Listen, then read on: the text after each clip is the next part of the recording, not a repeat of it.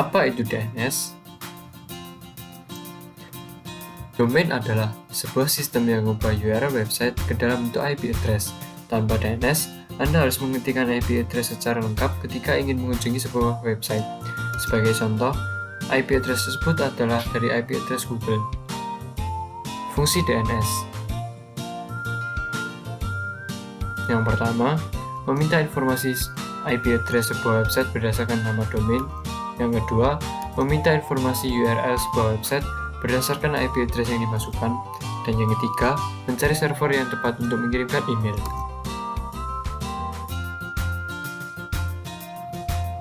DNS mempermudah pekerjaan kita, sehingga kita hanya perlu mengingat nama domain dan memasukkannya ke dalam address bar. DNS kemudian akan menerjemahkan domain tersebut ke dalam IP address yang dipahami oleh komputer. Tanpa DNS, Anda harus punya daftar yang lengkap IP address website yang dikunjungi dan memasukkan secara manual sehingga cara tersebut cukup merepotkan. Kelebihan DNS. Yang pertama, lebih konsisten. Dengan lebih konsisten, Anda bisa menggunakan nama DNS yang sama meskipun ada perubahan pada IP address-nya. Kedua, lebih aman. Ketika menggunakan DNS, semua aktivitas transfer data akan terjaga keamanannya. Yang ketiga, lebih mudah dikonfigurasi.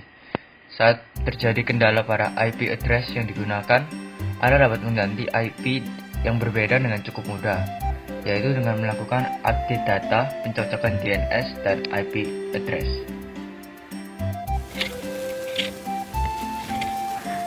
Bagian DNS. Ketika Anda mencari buku di perpustakaan, biasanya Anda akan diberi kode yang menjelaskan letak buku tersebut. Kode buku perpustakaan tersebut dinamai Dewey Decimal System atau DDS. Kira-kira prinsip yang sama diterapkan dalam DNS. URL yang tersusun dalam hierarki DNS sama seperti kode buku perpustakaan. Setiap bagiannya menjelaskan bagian domain. Perbedaan ialah kode perpustakaan mulai dari depan. Di sisi lain, kode yang berlaku pada DNS diurutkan dari belakang. Bagian DNS yang pertama, root level domain, merupakan bagian tertinggi dari hierarki DNS. Biasanya ia berwujud tanda titik di bagian belakang sebuah URL. Yang kedua, top level domain adalah ekstensi yang berada di bagian depan root level domain. Terdapat dua jenis TLD yang umumnya dipakai. Keduanya yaitu generic top level domain atau GTLD dan country code top level domain atau CCLTD. GTLD biasanya menjelaskan sifat institusi dari pemilik web. Katakanlah website untuk tujuan komersial biasanya memiliki ekstensi .com, lalu .edu untuk institusi pendidikan, dan .gov untuk lembaga pemerintahan. Di sisi lain, CCLTD merupakan ekstensi yang menjelaskan asal negara dari pemilik situs. Misalnya, akhiran ID untuk website Indonesia, .au untuk Australia, .uk untuk Inggris, dan sebagainya. Yang ketiga, second level domain, ialah nama lain untuk domain itu sendiri, yang sering digunakan sebagai identitas institusi atau branding. Dalam kasus URL n.wikipedia.org, yang dimaksud SLD adalah Wikipedia. Yang keempat, third level domain atau subdomain merupakan bagian dari domain utama yang berdiri sendiri. Apabila domain diibaratkan sebagai rumah, subdomain adalah salah satu ruang khusus di rumah itu sendiri. Yang kelima, hostname atau bisa disebut juga dengan scheme. Ini merupakan bagian yang mengawali sebuah URL. Bagian ini menunjukkan sebuah fungsi dari sebuah website atau halamannya.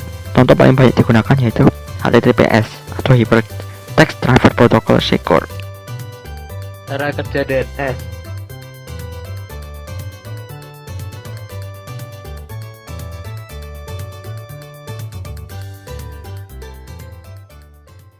Yang pertama, DNS rekursor, di mana DNS rekursor akan menyediakan informasi yang diperlukan. Yang kedua adalah root name server. Root name server akan merespon permintaan yang dikirim dari DNS rekursif. Yang ketiga, TLD name server. Server tersebut bertanggung jawab untuk mengatur semua informasi tentang ekstensi domain yang umum. Dan yang terakhir adalah authoritative name server. Jadi ketika sebuah DNS resolver bertemu dengan authoritative name server, saat itulah jawaban akan pertanyaan yang dikirimkan seputar nama domain.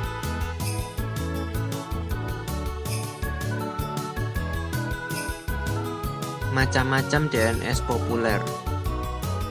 Yang pertama, address record, menyimpan informasi soal hostname, time to live atau TTL, dan IPv4 address.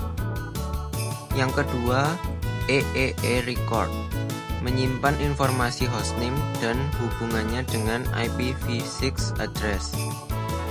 Yang ketiga, MX record, merekam server SMTP yang khusus digunakan untuk saling berkirim email di suatu domain.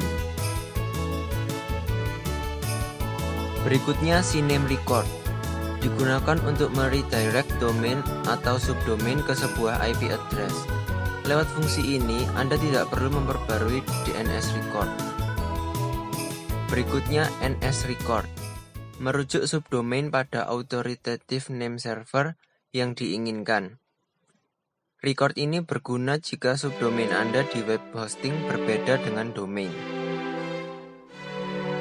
Dan yang terakhir, PTR record, memberikan izin pada DNS resolver untuk menyediakan informasi soal IP address dan menampilkan hostname.